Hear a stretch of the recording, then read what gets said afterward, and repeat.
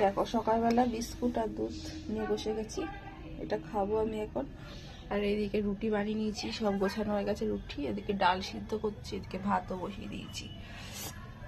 কারণ আছে ছেলেরা বাড়ি স্কুল, তোমার দাদা ভাই যেহেতু নিয়ে যাবে ওকে, আমার অত সকালে চাপ নিয়ে নিয়ে যাওয়ার।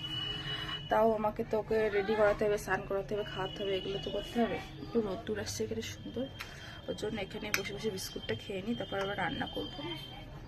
9:30 বাজতে চাই। বিস্কুটটা খেয়ে আগে ছেলেকে ওঠাবো, ব্রাশ করাবো, পরে রান্না করব। আমার ছেলের আজকে বায়না টিফিনে নিয়ে যাবে স্যান্ডউইচ, কালকে বলেছিল দিয়ে তোমার দাদাভাই নিয়ে এসছে। আবার পাউরুটি, সেই লম্বা পাউরুটিগুলো নিয়ে এসছে, স্যান্ডউইচ ওগুলো দিয়ে হয়, ওগুলোতে আবার ডিম টোস্ট বানিয়ে দেবো ছেলেকে। চলো বিস্কুটটা খেয়ে নিই, খাওয়া দিচ্ছে।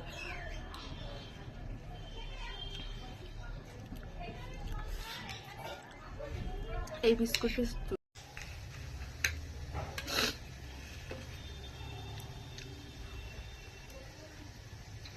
এই বিস্কুটগুলো দুধের মধ্যে ভিজিয়ে বেশ আমার খুব সুন্দর লাগে খেতে।